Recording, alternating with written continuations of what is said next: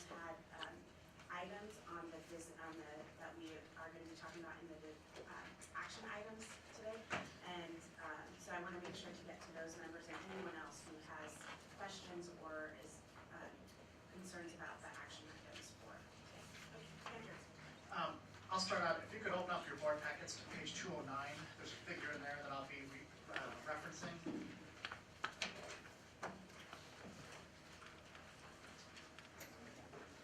So I was going to say, sure, make me follow that. Thanks a lot. Thanks a lot. So if you look at that picture on page 209, it sort of shows the net effect of what occurred from last year's assessments. Last year, roughly a third of our schools, a third of the students participated in the SBAC field test. In doing so, the configuration of the index is sort of changing. There's schools that have 3 years of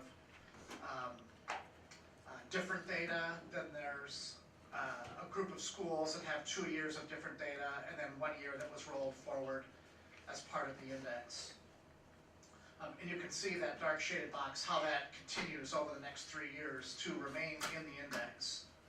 So the net effect of this, and the net effect of the current index and the index for the next couple of years, is that we have this group of schools, the SBAC field test schools, who don't have brand new growth information, they don't have brand new proficiency information.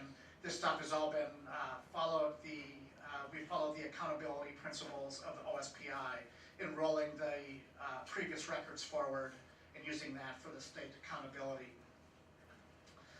And this artifact remains in the index for the next couple of years. And one thing that's kind of important also, the index is now going to be created based on assessments, different assessments that are looking at different different academic standards. So partly in response to this, OSPI, and it's written up in the memo, OSPI is proposing not to identify any new priority schools or focus schools for the next 3 years. They will serve the schools that have currently been identified, and they may add a school or two in some sort of emergency basis that hasn't been totally defined yet. And schools may exit from that, but there will always be enough to meet both the state and federal requirements for school identifications.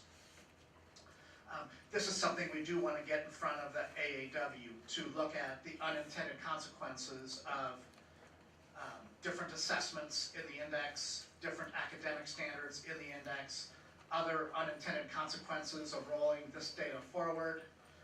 This is one of the issues we want to get in front of the AAW. Secondly, and it's regarding next year's index, right now we have the 11th grade proficiency in the college and career readiness block of the index, and that needs to be moved up into the proficiency section for high schools. So one way or another, we have to change the weightings a little bit of the college and career readiness indicator, the growth indicator, and the proficiency indicator to reflect that change and to reflect the change of bringing dual credit participation into the index. So we want to get some feedback from the AAW for unintended consequences and potential problems for bringing or for changing the weightings a little bit. For the AAW, we also want to talk about a change of business rules for the index, because there will be schools that have only dual credit data and not a reportable graduation piece. And the question is, would you want dual credit participation to totally replace that college and career readiness as a total percentage, a very large percent, or should we apply some different business rules so an indicator such as participation doesn't become too much of an overwhelming factor in the index? I have a kind of a long laundry list of AAW topics that we need to look at also. And I don't know if we want to go through all those. I have one more thing that probably will come up in the index, and it's not necessarily for the immediate one, but we will want to look at how the SBAC assessment is going to be impacting our 5491 goal setting and target setting for the 3rd and 8th grade proficiencies, as well as perhaps changing the rating system for proficiency in the current index. But that's something that's probably a little bit farther down the road. So I hope I've answered the questions about the things that we'll be addressing immediately with the AAW, and I can answer any other questions as we have time here. Just add, and then I'll go to Polly for clarifying things. So on 209, are you saying, when I read this, I think I thought this was the strategy, but is this the strategy that's being proposed and to AAW to address the fact that we're moving from one assessment to another, and it's not that the standards aren't aligned as we go from one to another? We've been to several meetings with OSPI, and collectively we think that this is probably the best way to go, that's going to be the most fair to schools without, it is, I think I used the term, it's the way to make the most valid identification going forward in this transition period. But do we have, so I read in here too, I think what you said, that we're gonna postpone putting in any new priority or focus schools on the list. Has that been decided, or is that something will be a decision point in the future? We're seeking feedback on that. Gotcha, sorry. So, go ahead. So Sorry. so the way I see it is we're gonna seek feedback on that issue as well as the other issues embedded in this memo. But we're coming with a set of proposals and say, what do you think of this? What pros, what cons? And then they will report back to us their feedback. Polly, sorry. So this may be something that I just missed or maybe hasn't come up on my time on the board, but can you talk a little bit about what the AAW is? And when we say seeking feedback, what's our, who participates in that feedback? So one of the things that's coming to mind that we heard over and over and over here in Pasco the last couple of days is we want to collaborate, labels are hurting us. When we start tinkering with this and doing this work, we have real impacts on the ground for a lot of real people. So how do those concerns and that requested collaboration work into this? Trying to be as brief as I can. AAW is for the Achievement and Accountability Work Group. It is a group of about 15 to 20 stakeholder groups from around the state, representing a variety of groups from EOG, OAC to ELL interests, to special ed interests, to the African American advocacy groups, a whole variety of stakeholder groups. And the specific intent of the AAW is for OSPI and SBE to jointly present to them issues that come up for accountability and achievement.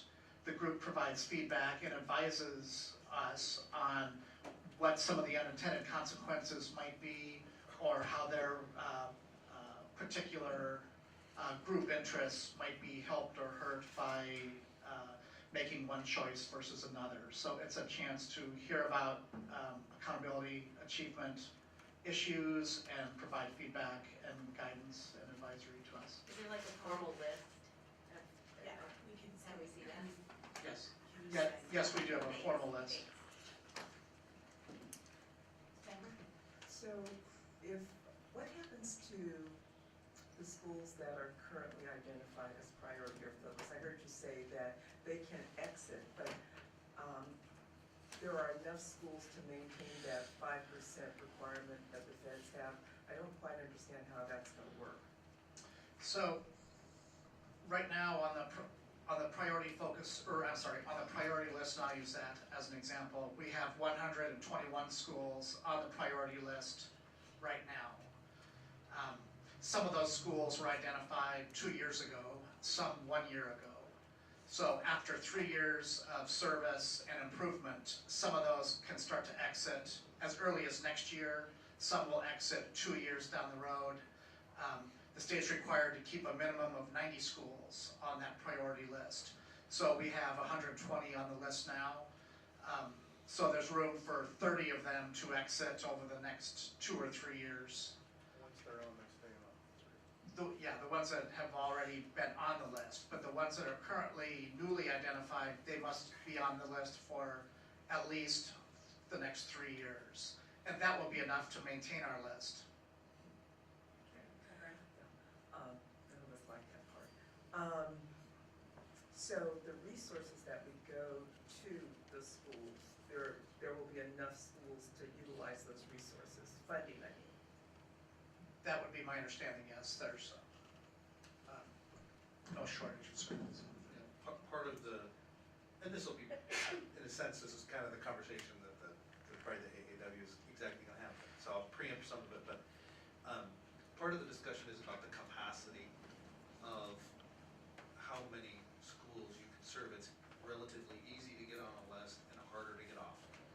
So as you go over time, unless you have a finessed approach to it, it can just kind of accumulate as a snowball going down a hill. And really from a capacity standpoint, that's really not the policy goal. You know, the policy goal is to whoever is identified gets real service, gets, resources and attention, and you're not diluting that over time just for the sake of, accommodating some rules. So OSPI's thought was that, in terms of a capacity level, like to authentically serve Ps, primary schools,